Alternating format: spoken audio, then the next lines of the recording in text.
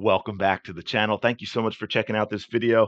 I hope you're having a fantastic day. Shout out to the 19 cousins. Folks, we have some new numbers for you, but not just ratings numbers. I want to get into some other viewership numbers that it's kind of interesting for another reason.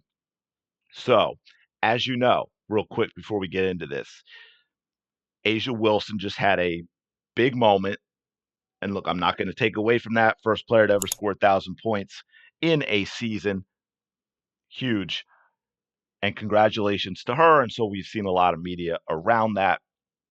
We also know, going back to the beginning of the season, Asia made her comments about Caitlyn's popularity had to do with the fact that fans don't like tan people.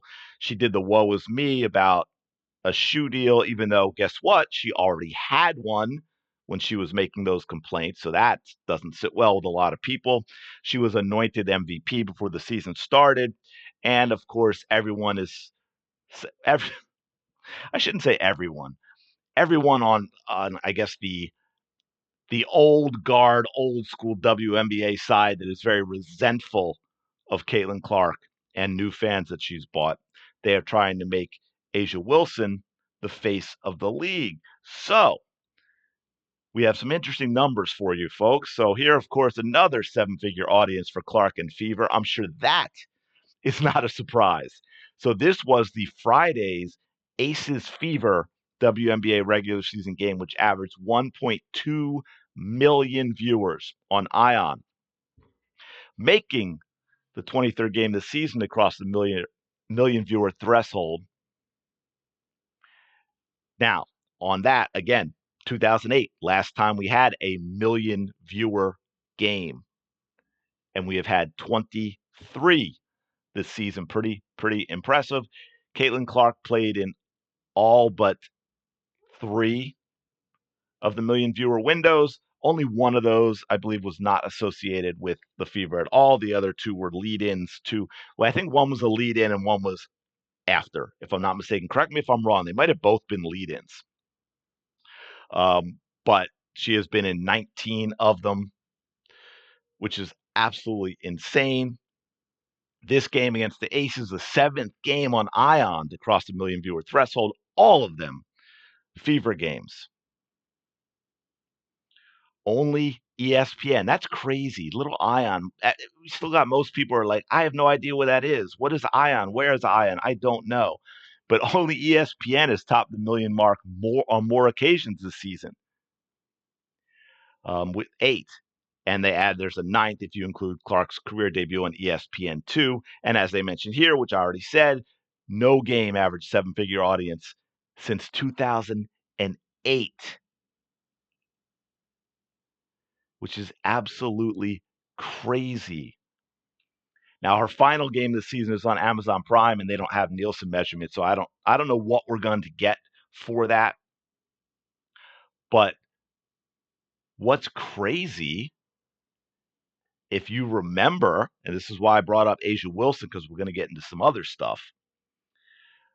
The week before, when the Fever played the Lynx, Ion drew 1.26 million, and that was opposite an NFL game on Peacock for the first week of the NFL season.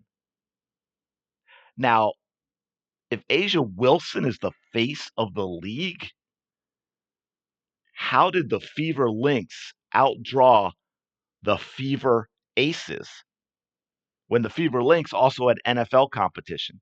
By the way, to another point, again, and with problems, Friday night's nightcap, a fully national Sun Mercury game, only drew 397,000. Not a good sign for the league. It's too dependent on Caitlin Clark, and they keep making mistake after mistake after mistake instead of trying to truly capitalize on it in a way that helps the entire league.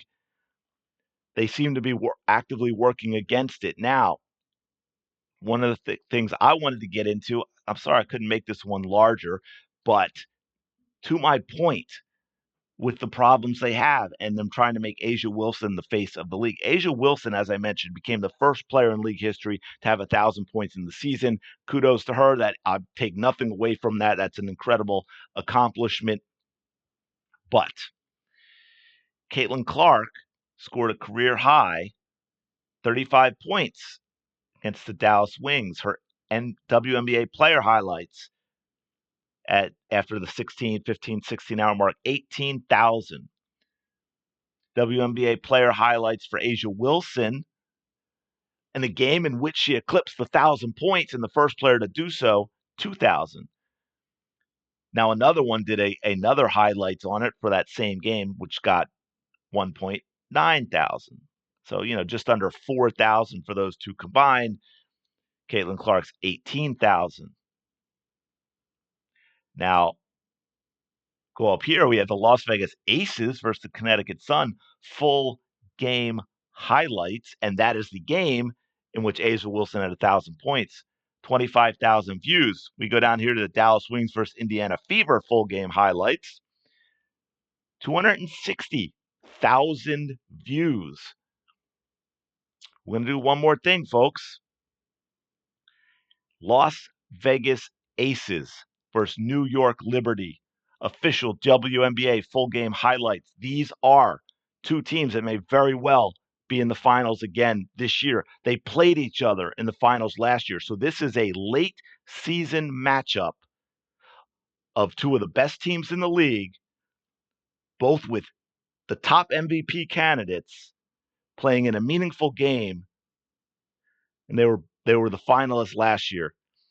37,000 views. Indiana Fever, Atlanta Dream, 357,000 views. Folks, WNBA, you need to understand what's happening here, and you need to find a way and put together a plan to encourage and support the new fans to become fans of the league. But what they have found coming in is they are not liked, they are not wanted, they are called the most horrific and awful things you can call somebody simply because they like a specific player that brought them to put eyes on the WNBA.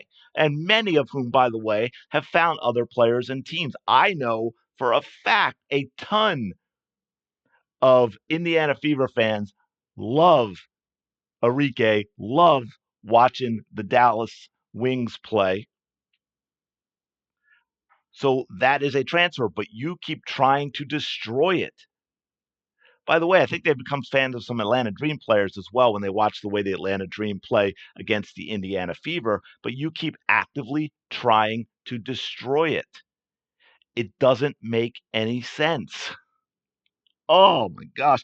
I'm going to leave it there because, this stuff we can rant and rave all day. But let me know your thoughts on these numbers in the comments below. By the way, last thing, let me add a little PS to that. Media training. I've said it before, I'll say it again. Media training. You have way too many players who seem incredibly unlikable as human beings. Why would we want to root for them? A lot of that, by the way, is falling on the Las Vegas Aces. People are seeing the way people are starting to turn, right? You had a lot of Chicago Sky, Indiana Fever going at each other because of the whole Angel Reese, Caitlin Clark nonsense. And they're all saying, well, wait a minute. Everyone keeps going after the Fever fans and then the Sky fans. And what about the Las Vegas Aces fans? Why are nobody talking about them? The fans that booed Derica Hamby, the team that has a bunch of incredibly unlikable players led by a very unlikable coach with a management and ownership that seems to be corrupt and constantly trying to break and circumvent the rules and keeps getting put under investigation for multiple things. It seems as if there's nothing likable about the Las Vegas Aces from top to bottom. Maybe work on those issues. Maybe give players and coaches and front office media training and social media training as well. Oh man, I'm gonna leave it there. Let me know your thoughts in the comments below on the ratings and so forth. what you think it means for the league when you see disparities like this. Again, two of the two most well-known, biggest franchises in the league, and you see the highlight difference. It's almost 10-1, the Fever versus the Dream, from the Aces to the Liberty. Absolutely crazy. Let me know your thoughts in the comments below. If you are enjoying the content, please don't forget to like, comment, and subscribe. I really do appreciate it, and it helps out a lot. And I will talk to you later.